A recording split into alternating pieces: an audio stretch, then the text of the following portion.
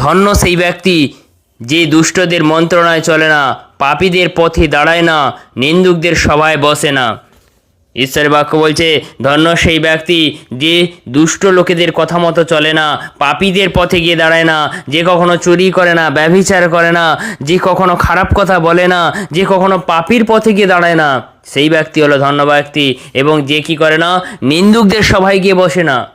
যারা পরচর্চা পরনিন্দা করে তাদের সভায় গিয়ে সে বসে না, তাদের সঙ্গে মেশে না, সেই ব্যক্তি হলো ধন্য ব্যক্তি।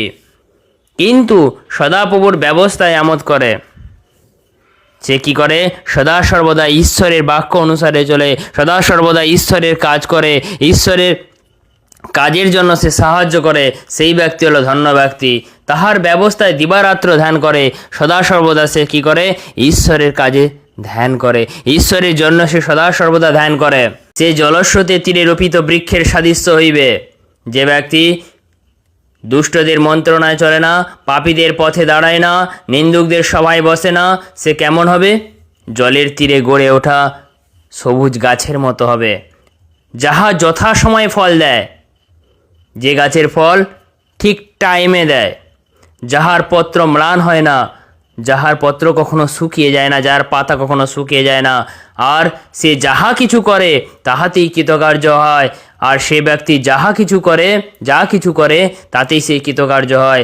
ঈশ্বরের বাক্য বলছে তুমি যদি ঈশ্বরের পথে চলো, তুমি যদি পাপ কাজ না করো, তুমি যদি ব্যভিচার না করো, তুমি যদি চুরি না করো, ঈশ্বরের বাক্য বলছে তুমি কেমন হবে, নদীর তীরে গড়ে ওঠা একটা গাছের মতো হবে, যে গাছের পাতা কখনো ঝরে যায় না, যে গাছের পাতা চির সবুজ থাকে। মানে কি, তুমি কখনো রোগ শোক জরা যন্ত্রণা ব্যাধিতে তুমি পড়বে না, তুমি সদা সর্বদা সতেজ থাকবে, সদা সর্বদা ওই নদীর তীরে গড়ে ওঠা গাছের মতো থাকবে, চির সবুজ থাকবে। সেই জন্য ঈশ্বরের বাক্য বলছে আমরা যেন সেই ব্যক্তি, ধন্য ব্যক্তি যে ঈশ্বরের বাক্য অনুসারে চলবে, যে ঈশ্বরের পথে চলবে, যে খারাপ কাজ করবে না, যে দুষ্টদের পথে গিয়ে দাঁড়াবে না, যে পাপ করবে না, যে ব্যক্তি পরচর্চা পরনিন্দা করবে না, যে ব্যক্তি ব্যভিচার করবে না, যে ব্যক্তি মদ খাবে না, যে ব্যক্তি কোনো খারাপ পথে যাবে না, সেই ব্যক্তি হলো ধন্য ব্যক্তি। সে ব্যক্তি কেমন হবে, নদীর তীরে গড়ে ওঠা ওই চির সবুজ গাছের মতো হবে।